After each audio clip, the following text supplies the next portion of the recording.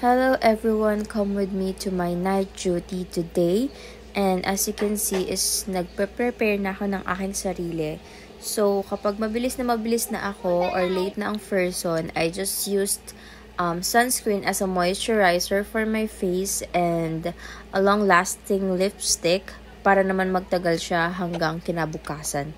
So ayan nga, makikita nyo, pinatukan ko lang siya ng powder. And maganda naman kasi yung ginagamit kong powder, yung coverage niya. Kaya nakita nyo naman natakpan ang ating mga dark spots. So yan lang ang ginagawa ko kapag late na ako and need ko nang mag-prepare ng mabilis kasi late na ako. To those people who knows me is I really love doing makeup. But of course, makakaharap naman ako sa ibang tao with or without makeup. So, ayan na nga ang ating uniform. Alam nyo, feeling ko lumuluwag na yung uniform ko. So, outfit check muna si ate girl. Before 6 PM, maalis na ako sa bahay. And napansin ko na madilim na agad ngayon. Siguro kasi mag-December na. So, ayun. Luckily, hindi naman tayo na late. And nakaabot naman tayo sa biometrics ng exactly 5:55.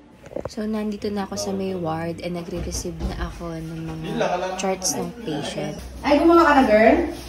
Ikaw niya makita yung itsura niyo. Sige na. Hindi, charot lang. Niloloko ka lang. Ay, iyak ka ba? Hindi. Nalulokot ka. Eh, mali din naman kasi kami. Sabi ko nga sa kami. Hi! Hi, vlog! Sabi mo. Hi, vlog! So, for tonight duty is ako ang nurse on duty and ang nursing assistant ko is si Kote, yung pinakita ko sa inyo na nag-hi sa video. Siya yung nursing assistant ko tonight. And siya ang nag-iisang cute or Kote dito sa medics. So, ang ginagawa ko is habang nag-receive ako kanina, inayos ko lang yung papel ko para madali ko bang makita kung ano yung mga needs ng patient, especially yung medications or yung IBF. Gumagawa ko ng sarili kong paper. So, ayan, meron tayong blood transfusion ngayon sa aking shift. Since galing nga ako sa nursery before is, you know, bago pa sa akin yung mga ibang bagay. Parang minsan nagfe-fade na yung learnings ko sa may ward na experience ko before. Tapos, babalik na naman ako. So, to be sure, syempre, wala namang masamang manghingi ng help. Alam nyo ba before is natatakot pa akong magtanong or nahihiya akong magtanong sa mga kapwa nurses ko or yung mga senior nurses ko. Pero ngayon is hindi na kasi doon ako natututo and wala namang masamang magtanong. After kong makuha yung blood dun sa laboratory is iwa-warm ko muna siya kasi syempre pagkakuha ko dun sa laboratory is malamig pa siya. So, probably mga 25 to 30 minutes is ready na siyang i-hook sa pasyente. So, ang ginawa ko muna ngayon is nagbigay ako ng 8 PM due meds ng mga pasyente ko. And pagkabalik ko is nag-prepare na din ako agad. So, ito yung blood transfusion set and ito yung isang pack RBC ng aking patient na i-hook ko ngayong 8:15 yata ako nagsimula, I guess. So, after 3 months, I guess, ngayon lang ulit ako nakapag-BT sa patient. Kasi nga, 'di ba alam niyo naman na paikot-ikot ako ng area. So, before nasa may nursery ako, almost 2 months din ako nun. And the rest is, hindi na ulit ako naka-experience mag-blood transfusion. So, ngayon lang ulit. Kaya, bago-bago pa sa akin na naman. Parang hindi ako sure. Pero of course, ginawa ko naman siya. Na-sure ako kasi nagtanong nga ako sa mga senior ko sa ward app. So, ayan, madali lang naman siya. Medyo kinabahan lang ang person kasi it's my first time again after 3 months.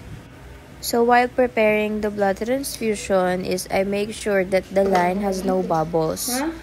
So, ayan, naihook ko na siya sa pasyente ko. And ngayon, mag-TT na ako. So, ayan, ginagawa ko siya every night dito sa ward, lalo na pag sinisipag.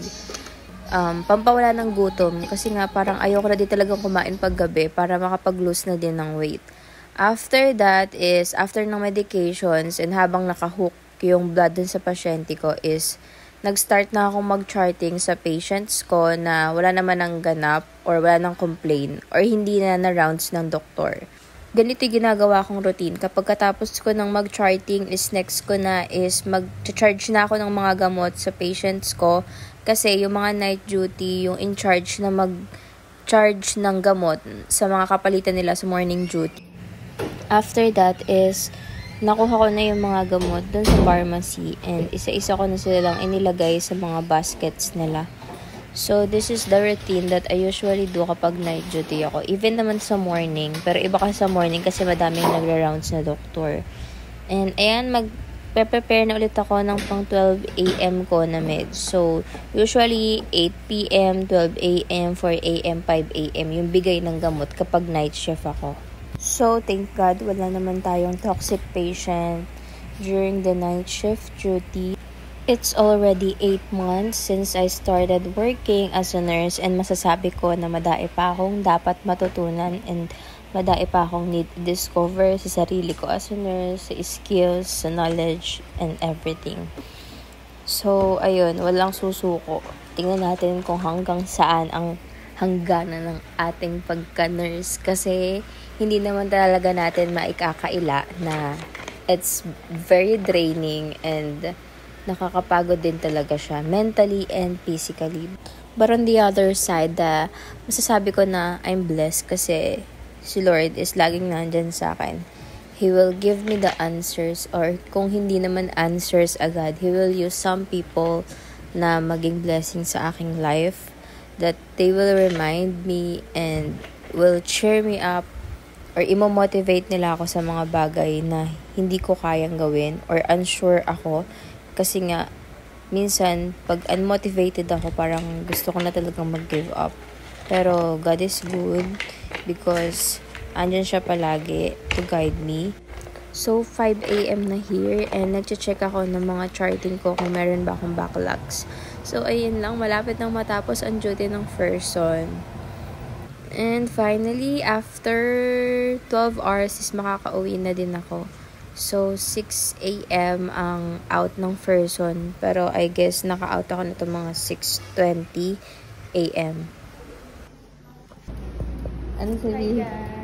Oh, baka-fresh din naman talaga. Iba talaga dating ng ng may false eyelashes, Palaban din no? Good morning, girl. Think in the morning. Yeah, good morning. Ano naman masasabi mo? Duty na naman. Okay, duty na naman. Late na naman, sabi mo. Late ka na naman. Late na naman. 6:11.